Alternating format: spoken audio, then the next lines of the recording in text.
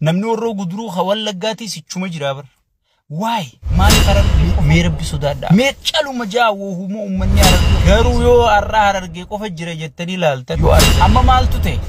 halkanni rafnee jaan ummannu argeen akkan nuti ararge makiina bituu beeyin nuti ararge makiina biyyaalaatii galchuu beeyin warri feemasoo ta'e fiinjuu warri afaan isaanii bal'oo warri sammuun isaanii qullaa waan takka bichaan kabajaan isin gaafadhe barruulleen isin gaafadhe afaanilleen isin gaafadhe warri tokkoffaa ummata waliin naquudhaan ummata keenya iddoo garaagarummaa uumuudhaan warri gartee wal caccabsaa miidiyaarra yaatan ummata kanarraa hafuura fudhadha ummata kanarraa hafuura fudhadha isin ummata Oromooti yaaddanii ummata Oromooti dhimmamtanii dhimmi ummata Oromoo isin rakkiseeti dhimma giiftii teessanii sheerii keessan laayikii keessan I don't know ummanni keenya akkamitti dammaqa warri ummata kanaaf giiftii kennu warrummaan ummata kanaa sheer godhu nama guyyaa ati rakkatte sagalee siin taane akka sagalee siin tahamne ajandaa biroo fidee akka namni wal lolu akka namni ajandaa birootiin qabamee biizii ta'u hasi godhu kana osoo laaltanii gartanii ergama guddaa warra if keessa qabu osoo laaltanii gartanii jala yaatanii maarree keenya miixirqishoo keenya jettanii warra baay'een ajaa'iba isinummaanuu hawaasuma akkamii yeroo takka siyan amma hawaasa Ameerikaa kana yoo fudhanne namni tokko yoo nama beekamaa ta'e takka nama miidiyaarra sagalee qabu ta'e ummata Ameerikaa fakkeenyaa yoo roobni kamalee roobee manarra jijjiisee waan sanirraa inni dubbanne waan isaa garagalanii ilaalan kana isin garuu warra ozoon dhumaa jirtanii viidiyoo hoflaa isinii haasa'u viidiyoo maarree isinii maxxansu gandummaa isin haasa'u kana jala wariitanii jechuudha. I don't know isinummaanu maal taatan. Warri dheengadda harargeen nu qabdi. Mirga harargeen lolu jirra. Harargeen falmachu jirra. Jettan arra eessa kuttan. Faarsee bulaan ergamtoota isiniin juu rabbiin gafuun tursiisu ammuma fidaa jechuudha. Mee warra dheengadda Oromoota biroo arrabsuu ture. Maqaa harargee dhawate. Harargee jala dhokate. nama harargee yaa'u fakkaate ana maduraan isinii hime ka harargee fakkaate nama biroo arrabsu diina harargeeti ka arsii fakkaate nama biroo arrabsu diina arsiiti guyyaana isiniin juu arkitammoon gar arra eeysa kutte takkaanis tadheen gadda qabaa ganna dhiisaa jettee muuziqaa dhooyte muuziqaa diigumsaa dhooyte akka Oromoo wal fixxu akka Oromoo walirra bobbaatu godhuu turte maqaa harargeetiin arra eeysa kutte kadhumaa jiru kun ummata harargeeti sheekotii guyyaa hudduun dhalaata ka gabbaate akka nama rabbi sodaatu imaamata darbatee dhufu sheekotii manzaraatanii nan juuntan keessattuu sheekotiin harargee himattu sheekotii manzara eeysa jirtarra mee eeysa jirta yoo ati waan ummataa dubbatte faayidaateettu qamaami sheerii simmintoo kan qabdan keessaa isin baasanii an tokko tokkottiin isin beekaa bar keessattuu sheekotiin harargee sheerii isin keessa jirtan application iyyannoo isin naqattanii jirtan guututtiin isin beekama kijibdoota mootiin keeysan waaqni keeysan abiyyi arra hafuuratti baasuu sodaattan kun amantii muslimaa gannuu dhaabe nu qabachiise maarree paarlamaan u galche jettanii ummata muslimaati kan inni buqqise haadha muslimaati ta alaaboo jirtu suni irraa dhaaphu jaan gaamma isin dhagaami ilma keeysan waggaa lama ga'e eegaan sheekotii manzaraa jechuu eegale baramma sheekhe isin guddaa abaluuke maarre jettanii dubbii isaa sodaattan sagalee isaan na bira jira bar ilma kiyya kana sheerii keessa naa galchi gaayaa abbaa jee isaa waa kadhatu oppiidiyoon kanaan qabdee sheeyxaantichi kanaan qabee jira jechuudha amma tan hunda maaliif hin siimu jira sheekoti jettee abbaa gadaati jettee faarsee bulaa gartee nama kiyya jettee wanni ati abdattu hin jirtu namni keeka guyyaa rakkoo si bira dhaabbate namni keeka guyyaa ati duutu si wajji booy gadda ati qabdu si wajji qooddate amaara maan taane tikiree maan taane abbaa fedhe maan taane nama gadda kee si wajji qooddate dhiinni kee sabni kee nama gadda kee si wajji qooddate warra gadda kee dhooysuudhaaf gaddi kee akka dhokatuuf ajandaa biroo sii uumu warra ozoon ati gadditu wallisiisu baasee ilmaan kaadireeti bar amma kan wali qabanii gartee finfinnee keessa wallisan kun ilmaan kaadireeti bar ilmaan miskiinaa gubachuu jiranii bar hidhaa keessa jiranii bar rakkachuu jiranii bar abbootiin qabeenyaa arra abbootii qabeenyaa qabdanii qabnaa dalagachuu qabnaa amma biizinesa horachuu qabnaa jettanii bizinesni guyyaa akkanaa makiinaa walit dhaabee ummata saniin geessine abbaan tujjaaraa ka gartee guyyaa dheeraa ijoollee wajji tiktook irra oolu ka ummata san quban qabne arraga abbaa qabeenyaa qabnaa ka ageessaa figa kunoo itti cufanii itti gubaniiti warra baqatee qaamaan baafate hunda maaliif miidii suuraa akkamii baaftan jedhanii cafaqu jiran amma dubra keenyaa biyya bulchite jettanii mi dubri keessanaa sagalee ta'uu figa amma yaa bazabbaza yaa warra waan haasa'uun beene carqaa wal rabbii wali qabee oofu carqi mee arragaa sagalee ta'aaf kijibdoota waan isin qabamtaniin ummanni isin hin beeku haa ummanni kun isin arkuu jennee usu jirra ajaati isin gayyaasuu dhiifne ummanni yoo naman arkin rakkoodha warra faayidaa fi malee faayidaan sabaa rakkinni sabaa bobar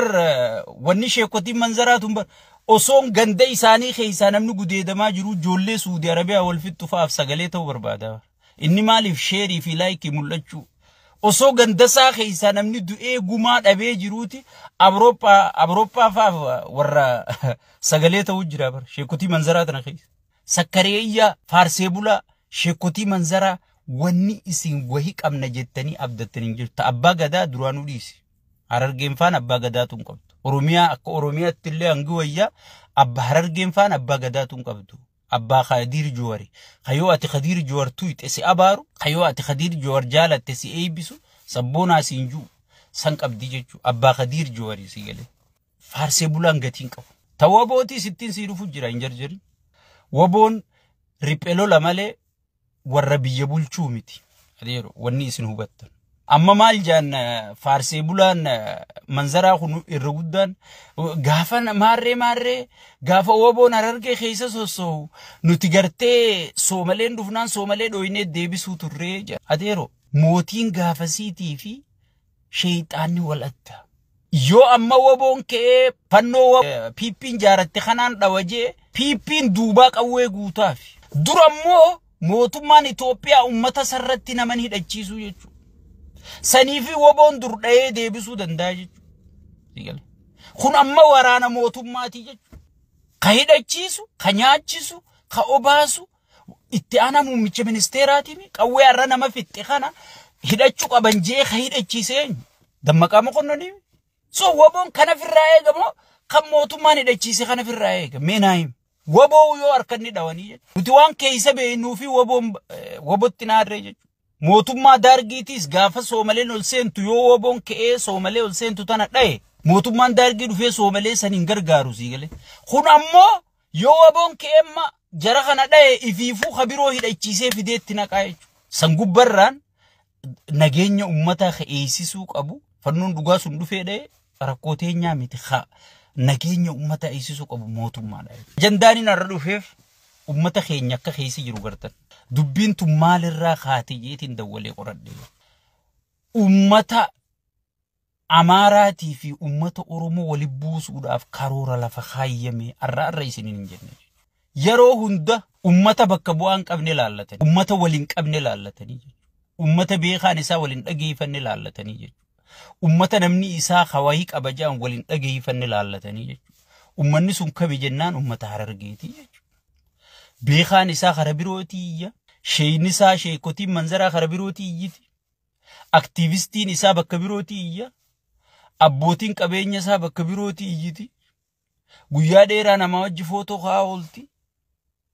ijoollee tiktookii wajji maallaqa hiraa oolti waluu quban qabdu jechuudha mee abbootii qabeenyaa ta'a biyya biroo isii asirraa dubbatan dhageessan hin jirtu so faca'aa kana laallatanii jechuudha faca'aa kanaan maal godhuu barbaadan siyaasaa dalagachuu barbaadan hoogganaan qabnu aktiivistiin qabnu gajji'ee ummataa dubbatu duula rabbansiisan amma akka kiyyaa kana fa'a duula rabbansiisan bara abaluu keenya nurraa tuqee ija teenya nu bu'ee saraara diima dabree jan saraara diima dabree bara abbaa miskiinaa maarree nurraa tuqee abbaa keenya miitirkishoo nurraa tuqee gartee warra ija cufatee kaa gartee afaan dheeratu malee sammuun qullaa kana walitti qabatanii ati gootaa bara waan dubbattu beeyta waan dhiiftu beeyta janiin diigama ummata Harargeetii yeroo hunda ibidda qabachuu barbaadanii gaafa jijjiiramni dhufe yaadan abdiillee dura wayyaaneen eenyu fayyadamte ummata Harargee fayyadamte ichi abdiillee buqqisiyaniin ficcisiisanii Jabuutii keessaa dheengadda sheeyxaantichi eenyu fayyadame ummata Harargee fayyadamee arra horroo guduruu keessaa eenyu fayyadamu jiran namni horroo guduruu Wallaggaatti sichuma jira bar nama isaanii bu'ee garte waay maaliif Harargee qofa bu'an bakka hunda dheengadda gaafa aruuza guutuu guban bar dhugaa dubbachaa yaa'u qabna oromummaan akkuma jiru ta'e maaliif Harargee qofa irratti sirni kun xiyyeeffata waan jiru siimu jira maaliif oromoota biroo irratti akkattiin xiyyeeffanne warri gartee PP wajji dalaguus wal dhagayan tanneen gurri isaanii gara qaawaa garaan isaanii bal'aadha waan garaa isaanii darban malee gurrini waan gara darban dhagaya ijjiniis waan gara darbuu deeman tana qofa gartii sammuunis waan gara darbamu kana qofa yaaddi hoogganaas hin qaban waliis hin dhagayan abbootii qabeenyaa tartiibaan qaban sanii fi Harargee irratti xiyyeeffatanii jechuudha gaafa dheengadda shawaa keessatti aruuza guutuu fannoo gube jedhanii fannoon shayxaantichaa gubde tana Hararguma namni Harargeechi godaantee dhayte kunoo qoradhu abba feete gaafa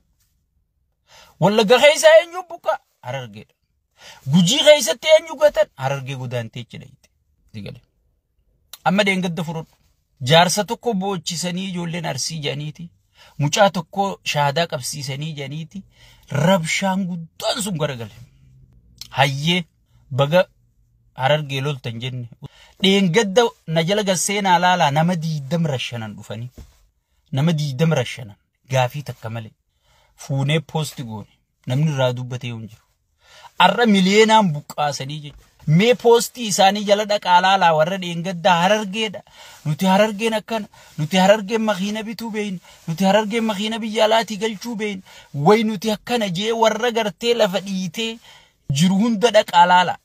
an dheengaddaan isiniin je Harargee bakkan bu'anii diina Harargeetii guyyaan isiniin je isaan ajandaatti kenname hafarsan malee Harargee irraa dhimman qaban Harargeen dhumtee jiraattee dhimma isaaniitii miti amma maaltu ta'e halkanni rafnee jedhan ummanni kun numaa rafee isinii kanan beeynu eeysaa dhuftan maaltu as isin fidanii yaatan moo jedhaniituma dhukaasa qofa nurra bananii kagartee akkuma ciisutti huccuma ciisuun fi qabee bahetti irra guddaa yaa sheekha keenya jedha qabeenya isaanii ni zarafan kan dhaqqaban ni jeesan kun lubbuun baafatee jechuun manni kun eeysaa dhufanii daangaa Amaararraa dhufanii jedhan warri dhufu kun jarri hanga funyaanitti hidhate ummata keenya maacitii duraan keessa deemtee Kaadireef kaabineen guurtee jechuu keessa waan kana dhibbatti ilaal baraatutti haqadhee mootummaan akka harka keessaa qabdu bakka ummanni irraa buqqee tana kaambii raayyaa ittisaa daqiiqaa 5 hin geessu siin jedhan daqiiqaa 5 dhukaasa ummata irra dhaga'uun ni dhagayan ummata iyyuu ni dhagayan kaambiin milishaatis ichuma jirti humni nageenya mootummaatis ichi jira ummata kana gibira baasee buusee milishaa kana hidhachiise osoon milishaan ichi taa'u osoon kaambiin raayyaa ittisaa isaanitti bakka ummanni irraa buqqee tanaafi kaambiin raayyaa ittisaa daqiiqaa 5 hin geessu jedhan jarri duraan itti qophaa'e korneelota hunda dhalaatti kennan siin jedhan siile waan amma kiliirichi dhageen siimu jira dawwalee gurra kiyya osoon raayyaan ittisaa achi taa'u osoon humni tikaa poolisiin ichi taa'u osoo humni milishaa achi taa'u humna sadi gurguddoo iddutti ummata keenya halkan dukkana daheeffatanii dhufanii cafaqanii huccuu takka malee qabeenyaa fi waan amata 20 ol horatan waan amata 20 ol horatan keessaa kuchiisanii so ani kana dhibu ummannummaan keenya goboomee maarreemee miitirqishoomee jira raayyaan ittisaa achi jiraan siin je kan ati mindaa kafaltuuf kan gibira sirraa guuranii mindaa kafalaniif kan buusii ati buuftu mindaa kafalaniif kan lukkurraa hanga lubbutti ati gargaaruu turtee mindaa kafalaniif kagartee ummata kanaan nu fileejuu kagartee ummata kana keessaa hin bahe keessan ilma bagadaati jee gartee faarsee bulaa fi sakkareeyyaa fi sheekotii manzaraatii fi sigalee wallaaltonni sheekotii manzaraa jala yaatu hundi asirraa nu dhiichisan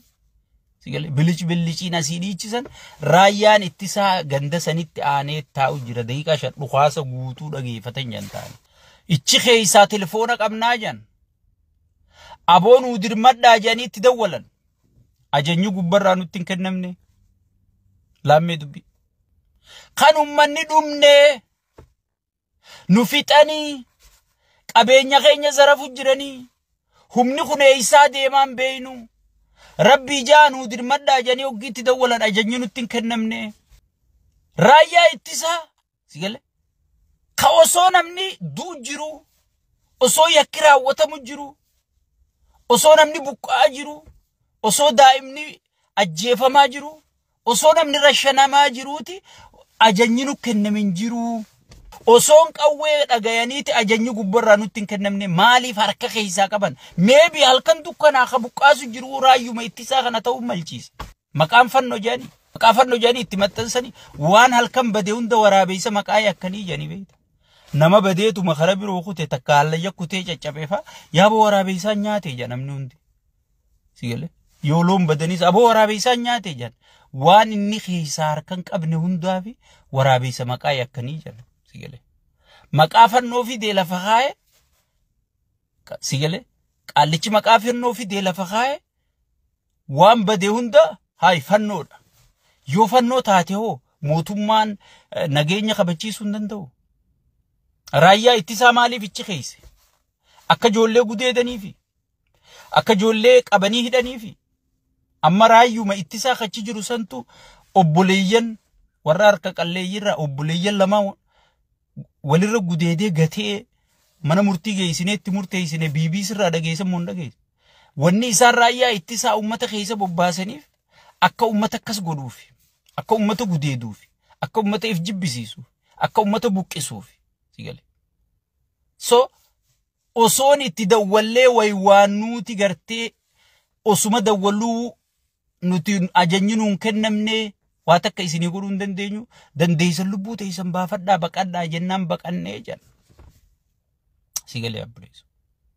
Bakka bar humniti gartee zuu qabu maal qabu taa'ee gartee ajajni naan kennamne nageenya uummataa eeguudhaaf. Garuu immoo awwabii uummataatiif hin jedha. Kan nageenya uummataa eegu anaa jedha. Lubbuu kenneetii fi lubbuu teessii kenneetiin nageenya keessiitiisu jiraas hin jedha. Hoggee ati diinni na dhufee na buqqaasee rabbii jii na dhaqqabi jettee ati itti dawwalte ana ajajni gubbarraa naan kennamnee siin jedha. Mee kun raayyaa ittisaati moo raayyaa hirrisa biyyaati? Meenaayi. Kanarra yoo dhaabbattee xiinxala keetti idaatte waan kana gartee dhibbaa dhibbatti harki mootummaa akka keessa jiru mootummaan akka godhe sigalee faayidaa siyaasaa bu'aa siyaasaa isaatiif akka godhe siif mirkaneessaa jechuudha. Achi olii Finfinneedhaa shenooyye jeeti gartee ummata shirshir godhu jira jechuudha. Abiyyi. Horroo guduruuti immoo raayyaa ittisaatiin mee afaan mee dubbadhaa jechaati hidhachiisee ummata Oromoo irra qaceelchee buqqisiisee qabeenya Oromoo saamsisaa jira jechuudha. Hunda aktarri tokko kachii sirbisiisuus isa kaasii ummata rashansiisuus isaa jechuudha. Furmaanni hoo tokkummaa keenyaa jechuudha nu harka jira. Yaa saba koo waan gartee naannoo takka bakka bu'ee waadu dubbataa tana dura wanni ati irra duuluu qabdu sanaa jechuudha. Shayxaana gandummaan sirra duulu. Arra ummata Harargee akka rakkatu jiru kana mee nama meeqaatu Oromoonni naannoo biroo sagalee ta'eef. Osoo dur taate miidiyaan kun tokko irratti hin dhaabbatu. Arra mee maal keessa jira? Sool if laalu qabna. Nuti duraan qabsottuu jirra nuti sabaaf dhaabbachuu jirra tana irraa quban qabnu. If quba qabaachuun barbaachisaadha. Garuu baalagee miidiyaa irra baatee ganda ummata diidee akka namni sagalee waliin taane tokkummaa keessoo Oromoo tana caccabsitu. Waan caccabsuufis hin beeku bar yoo gaafatte dawwaltee aboo maal godhaa jirta yoo jette irraa hin beeku. Guuskadiir janiin Harargeetti nama dhufeetu mobilaayii sii dalagu tokko Guuskadiir janiin maqaasaa. Yoo tokkummaan falmanne malee. Yoo tokkummaan diina kana mormine malee. Wallaahi dhumaatii kana caalaa Oromoo guutuu dhufuu ta'a. Bar ganda tuffatan beeraa fi ijoollee mari'achiisan jansi gale. Saniifu ummanni Oromoo hundinuu rakkoo nuti keessa jirru kana rakkoo ummanni keenya keessa kufe kana si gale nu wajjin taatanii nu wajjin dhaabbattanii akka rakkoo tana injifannuuf nu wajjin hojjechuu yeroon isaa ammaa jechuudha. Ummata kaan waraanni fixe waraana fixe ummata kaan gartee buqqaasuun fixe ummata kaan biizinasa nurra cufee fixe mee rabbi sodaadha akka uma keessa jira. Mee caluma jaawoo humoo ummanni Harargee kun keessa jiru qofa laala. Mee caluma jaalaala. Saniifu isin nu wajjin ummata keenya kanaaf sagalee ta'uun saba kanaaf sagalee ta'uun yeroon isaa ammaa jechuudha. Garuu yoo har'a Harargee qofa jira jettanii ilaaltan boruu isin dhufa. Gaafa Harargee daamej godhee fixe boruu yeroon teeti. Yeroon teeti. You are the next. Laayina irra jirta jechuudha. Saniifu amma akka nu caccabsee isinis dhufeen cabsine maal godhu qabna tokkummaan dura dhaabbachuu qabna.